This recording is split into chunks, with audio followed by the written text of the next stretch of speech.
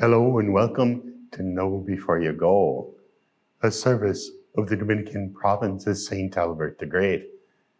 'Tis the first Sunday of Lent, and I am Father Scott. I do technology for the province.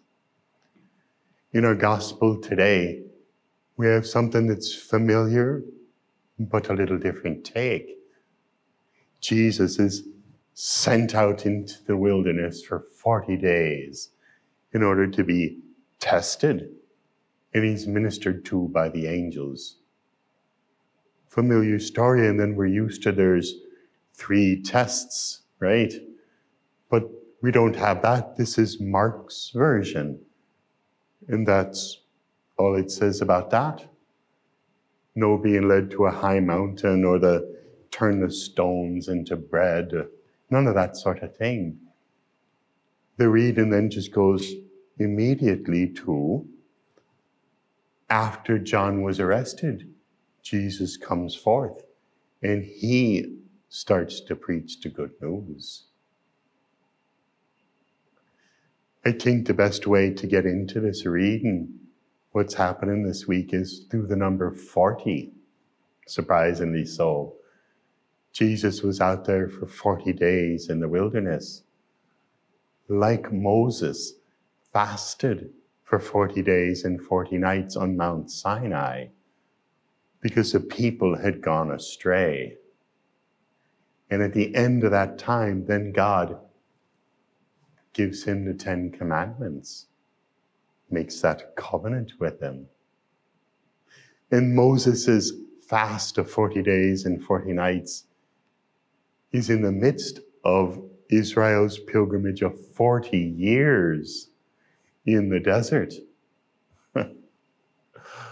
Moses only needed 40 nights to get himself straight.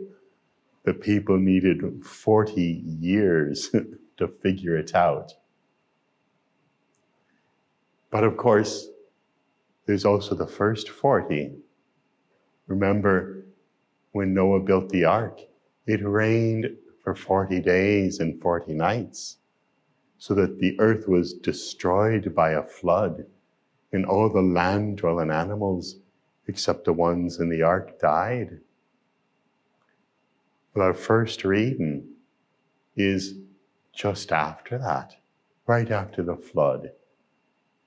And 'tis a reading where God puts a rainbow in the sky and makes a covenant not just with the people, but with the animals, saying, I'll never do that again. There'll never be another flood to kill everyone.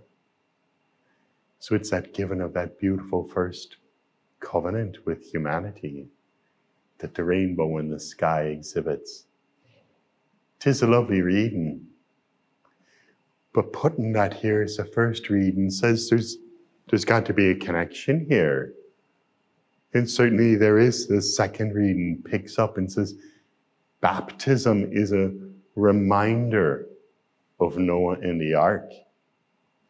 Jesus now bringing that sacramentally to us.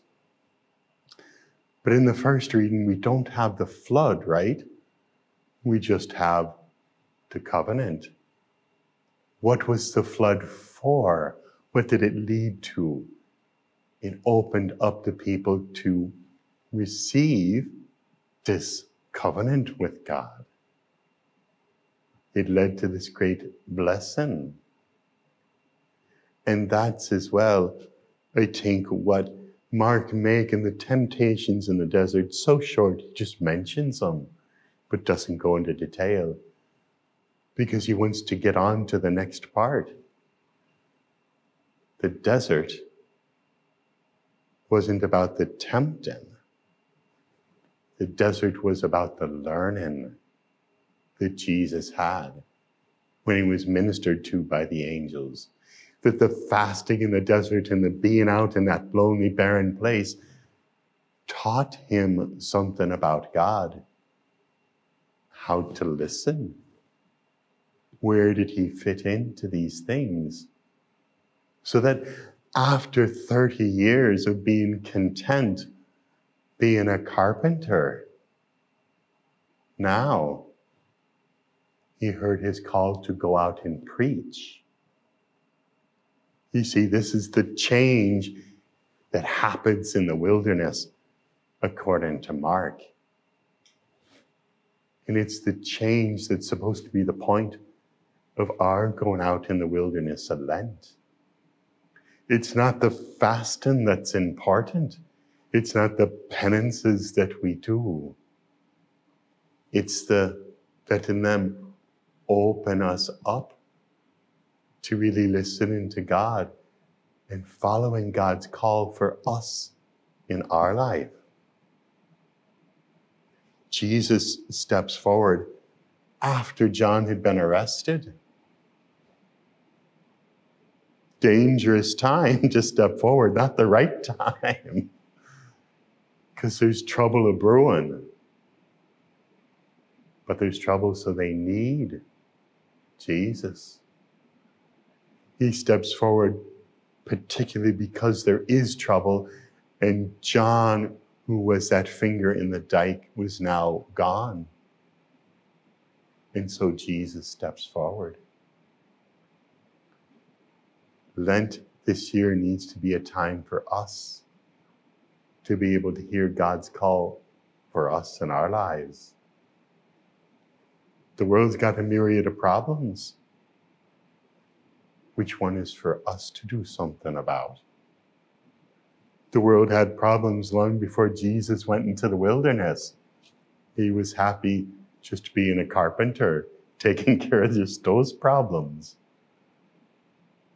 But then in the wilderness, he heard that new call for him, and he responded.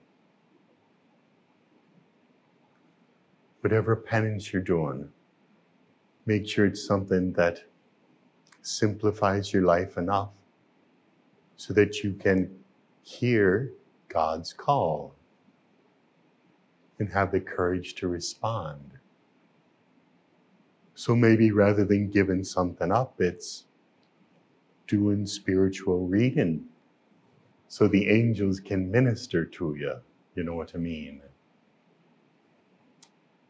I'm not you. Whatever works for you is what you need to do in this Lent. But let's all figure it out and commit to that time. To, like Jesus, let God minister to us so that when Lent is over, we'll be ready to go out and solve those problems that God needs us to solve.